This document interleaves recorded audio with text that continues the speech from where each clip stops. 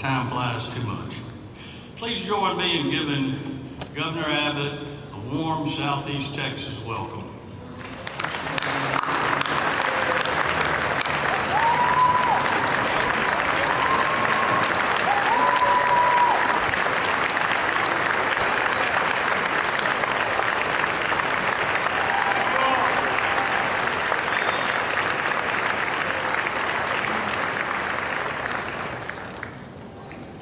Well, thank you for that great Beaumont, Southeast Texas welcome. It's great to be back in Beaumont, Texas. And I want to thank my friend Dick Scott for his introduction, but more important than that, I want to thank him for his service on the Texas Parks and Wildlife Commission. He's doing a fabulous job in an area such as in this region that's known for its tremendous wildlife and parks, and it's people like Dick Scott who make sure that we keep and maintain our parks and wildlife in the state. Thank you, Dick Scott, for the great job that you do. Also, while I'm thanking Dick, I want to thank his brother, Bill, who's also with us here tonight. Both of them work continuously. You know, you talk about economic development in this region. What they focus on in their business largely focuses on economic development in and around this particular region. They have it in their hearts, in their souls, to advance the economy in this region more than any other area in the state. That is the kind of commitment that leads to results that you all are seeing here in Southeast Texas. Thank you to both Dick and Bill Scott.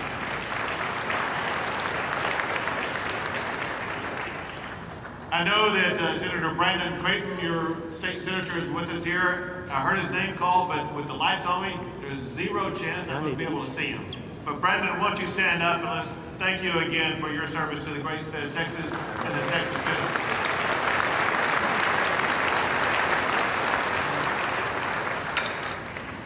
Very importantly, I really want to thank Bill Allen. Bill, I want to thank you and the Beaumont Chamber of Commerce for the tremendous work that you do. Work that was shown on the screen earlier. Work that is shown by the results that you achieve with each new job is added. I want to thank you for all the effort that you put in to grow the economy and to create more jobs for the people of the greater Beaumont region. Thank you, Bill Allen, for your tremendous service.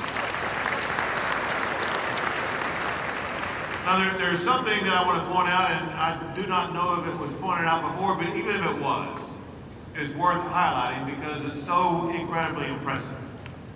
What they have been able to achieve is remarkable.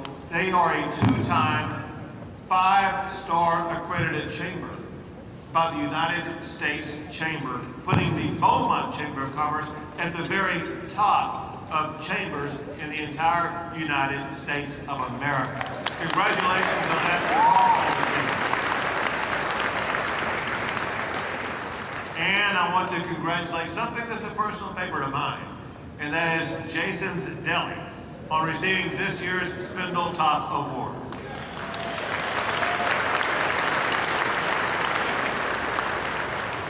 If you're like me, you are a frequent patroner of Jason's Deli. But importantly, we all need to realize that Texas was built by outstanding companies like Jason's Deli. Jason's Deli epitomizes the difference between a good business and a great business. Good businesses are companies that invest in their bottom line. But great businesses invest more than just in their bottom line. They also invest in the bottom line of the community in which they operate. That is what Jason's Deli does by giving back so much to this community. Thank you, Jason's Deli, for being a part of this tremendous community. And then more broadly, it's an honor to be here tonight with the business leaders and the job creators from across this entire region. It is you all who are the entrepreneurs and the innovators who make the Texas economy so incredibly exceptional. Texas, man, there's so much to be said about what we're doing. First, about this region. There's something as I talk to CEOs who make a decision to relocate their company to Texas, I always ask them, why is it that you chose to come to Texas? Thinking they would give me one of the litany of the other items that we typically hear, such as low taxes and low regulations and things like that. To the contrary, however, the answer that I get from the CEOs from all different types of companies about the primary reason why they're coming to Texas is because of the quality of the workforce that we have here in the Lone Star State.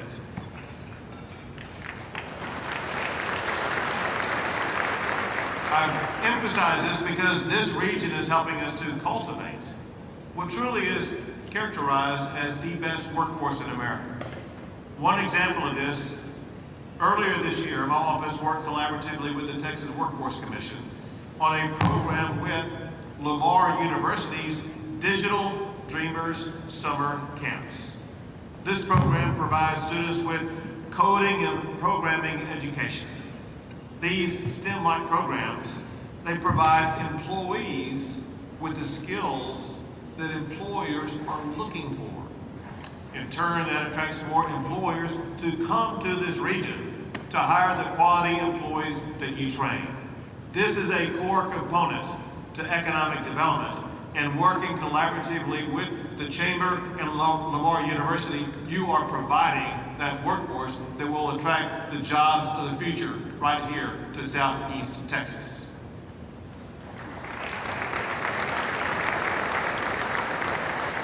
And it's because of your efforts that Texas continues to be the #1 economic destination in the United States of America.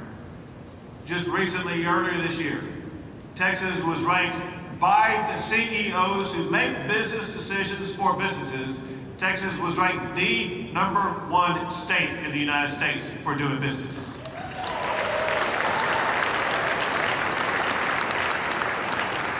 Now that's pretty good, but the best thing about it, it was the 16th year in a row that Texas has been ranked the #1 state for doing business.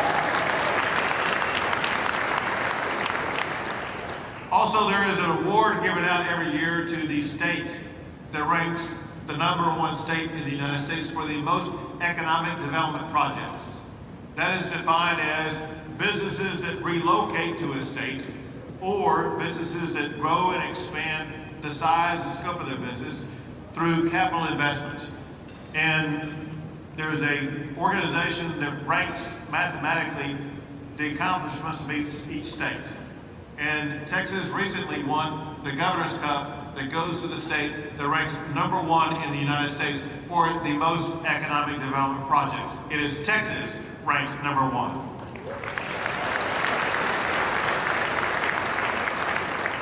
And I'm proud to tell you that every year that I've been governor, Texas has won the Governor's Cup, and we are not done yet.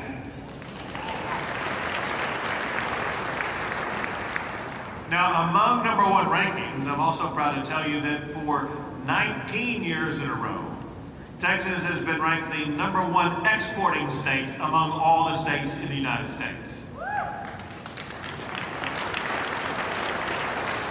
Beaumont and the Beaumont area should be particularly proud of that standing because you had a tremendous amount to do that, with Beaumont being the 4th largest port in the United States of America. You helped lead Texas leading the way in exports.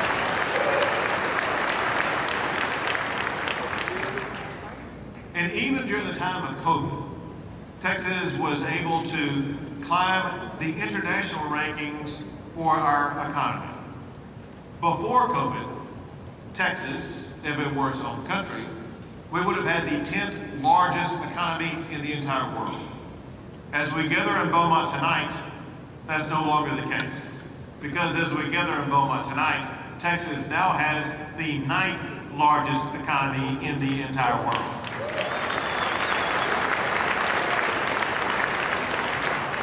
In case you're curious, the country that we surpassed over the past year was Brazil. So to put all this in context, Texas has a larger economy than Brazil. Our economy is larger than our 2 international neighbors, Mexico and Canada. The Texas economy is larger than countries like Australia. And the Texas economy is even larger than the economy of Russia. And that makes me more powerful than Putin.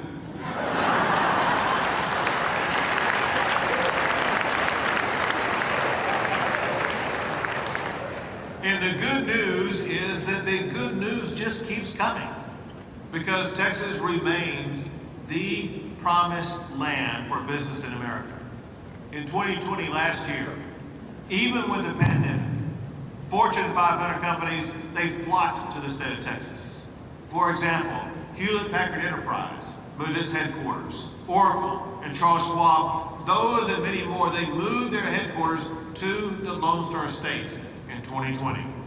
And that trend continues this year, with Fortune 500 companies like AECOM, the engineering giant, moving its headquarters from California to Texas. And surely you saw recently the announcement by Tesla. Tesla is moving its headquarters to Texas also, and that trend will just continue.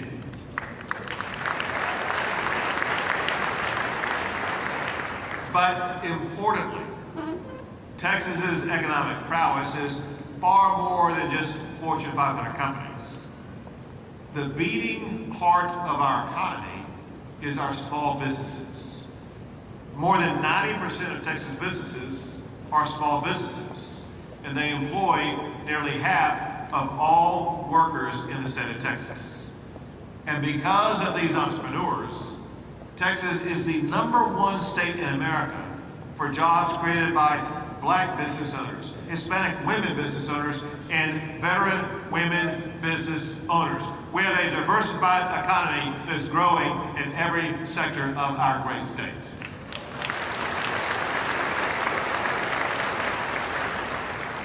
The fact is, Texas offers a business environment unlike any other state in the nation.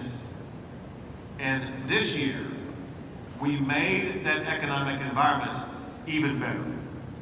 I'm going to list just a few of the things that we accomplished during the course of the legislative session that we had this year. We passed COVID liability protection for Texas businesses.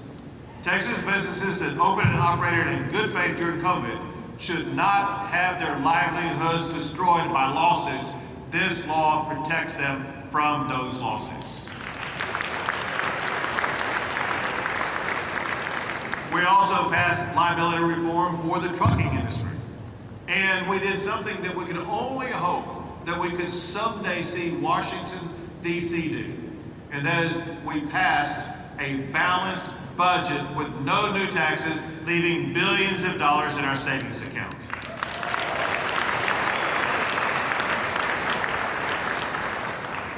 We also passed a law that says that businesses do not have to pay franchise taxes on PPP loans that are forgiven by the federal government. This will ensure much needed tax relief for Texas businesses.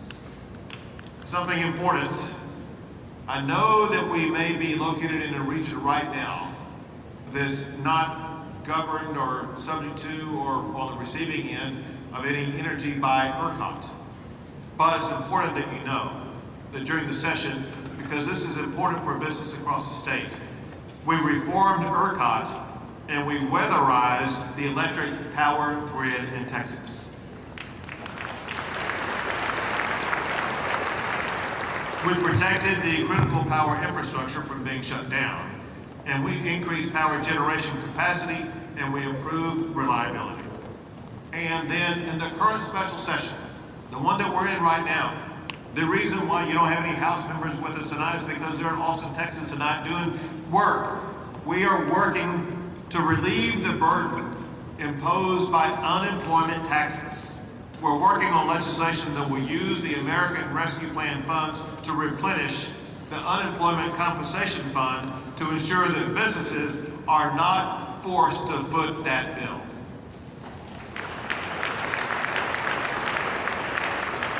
So I just want to say thank you to the Beaumont Chamber of Commerce for being so engaged with the legislative session and for being such an outstanding voice for businesses here in the Southeast Texas region. Our commitment to you is that we will continue to keep taxes low, keep regulations reasonable, support right-to-work laws, and continue to develop that best workforce in the United States of America. And we will continue to work with you to keep Texas the best state for business. The bottom line is this: we want you to succeed. In fact, we need you to succeed, because when you succeed, Texas succeeds. So thank you for what you do. God bless you all, and may God bless the great state of Texas.